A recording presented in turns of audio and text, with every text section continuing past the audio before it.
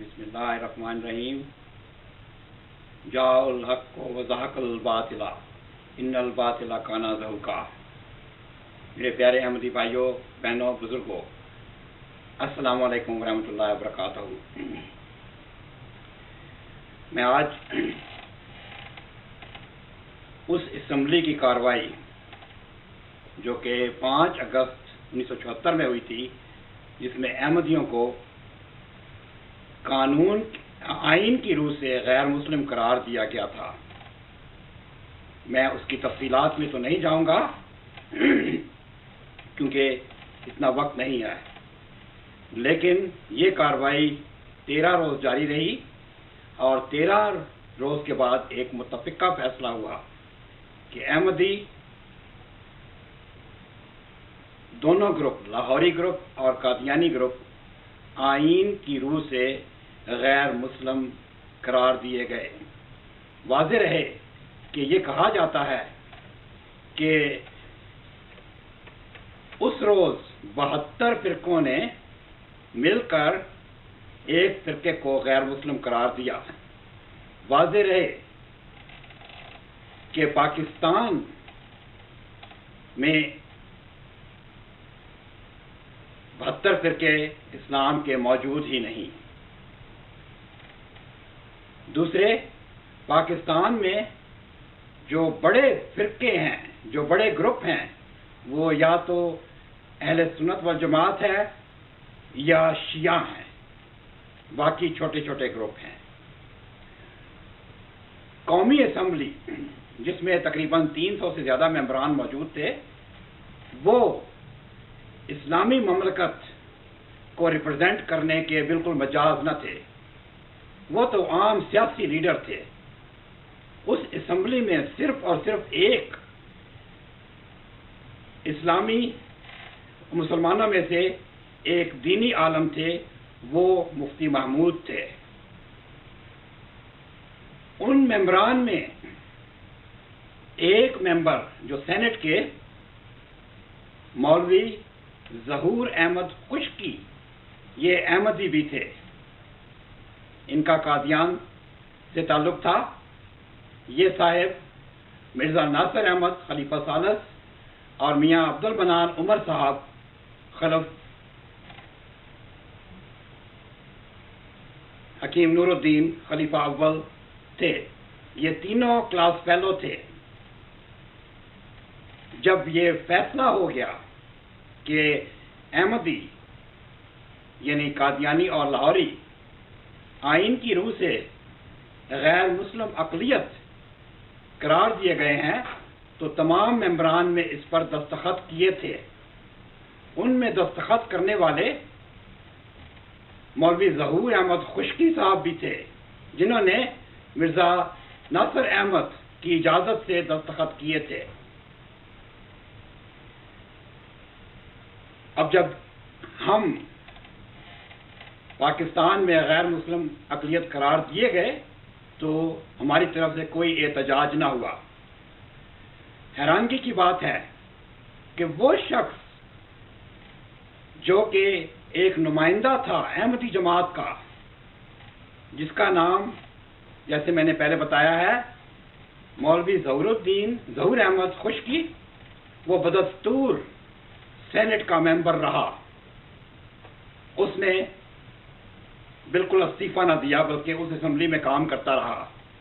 اسی طرح پنجاب اسمبلی میں اس وقت 13 احمدی ممبران تھے جو بدستور اپنے عہدوں سے چپکے رہے. ان میں بالکل غیرت نہ آئی کہ وہ اس فیصلے کے بعد کم از کم استعفیٰ تو دے دیں.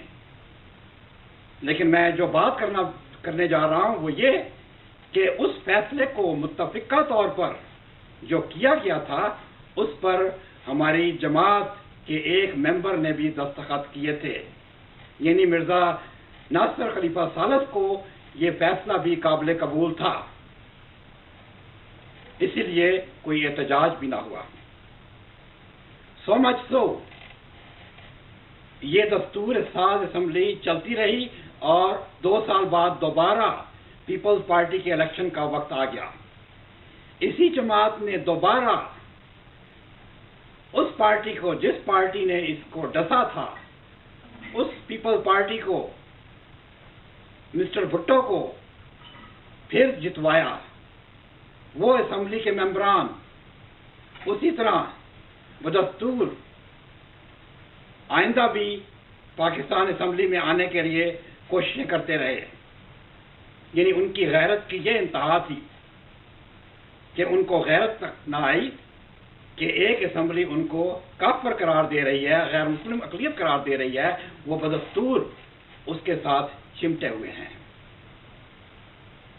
اب بعد میں واویلا کرنا کہ پاکستان نے ہمیں کافر قرار دے دیا، پاکستان نے ہمارے ساتھ برا سلوک کیا، ہمیں مذہبی آزادی نہیں دی، یہ ایک بے ایمانی سا لگتا ہے. یہ ہمارے خلفاء، یہ خلیفہ ثالث اور ان کے بھائی مرزا طاہر احمد جو بعد میں خلیفہ رابع مقرر ہوئے، وہ بڑے مستعد فکر تھے بھٹو صاحب کو جتوانے میں، وہ بڑے پیش تھے. انہوں نے سارے احمدیوں کے ووٹ پیپلز پارٹی کو دلوائے، نہ صرف 1974 سے پہلے بلکہ 1976 میں جو الیکشن ہوا اس میں بھی ان کے لیے بہت کوششیں کی گئیں. اس وقت بھی مرزا طاہر آگے تھے. حتیٰ کہ بھٹو کی پھانسی کے بعد یہ جماعت پیپلز پارٹی کی بدستور حمایت کرتی رہی اور بے نظیر بھٹو کو پوری، جب یہ بے نظیر بھٹو پاور میں آئی تو ان کو پوری حمایت دی گئی، لیکن انہوں نے اس کے لیے کچھ نہ کیا. اس ورڈکٹ جو کہ ان کے خلاف پاس ہو چکا تھا اس کے لیے کچھ نہ کیا، اور یہ آج بھی یہ کچھ نہیں کر رہے. یہ ایک عرصہ تو ہم احمدیوں کو یہی دلاسا دیتے رہے ہیں کہ اگر یہ کارروائی پاکستان سے اسمبلی سے باہر آ جائے تو آدھا پاکستان مسلمان احمدی ہو جائے. اس کارروائی کو چونکہ کلاسیفائیڈ ڈاکومنٹ میں رکھا گیا اور اس پر پابندی لگا دی گئی 15 سال کی یا 20 سال کی. 15 سال یا 20 سال کے بعد جو بھی سامنے آیا دوسروں کی طرف سے آیا. مولوی اللہ وسایہ نے شاید ایک کتاب لکھ لی تھی، یہ پارلیمنٹ میں قادیانی شکست. جب یہ کتاب باہر آئی تو انہوں نے کہا کہ یہ اللہ وسایہ نے جھوٹ بولا ہے. اس کے جواب میں جماعت کی طرف سے مجیب الرحمان جو کہ اٹارنی نے، انہوں نے ایک کتاب لکھی.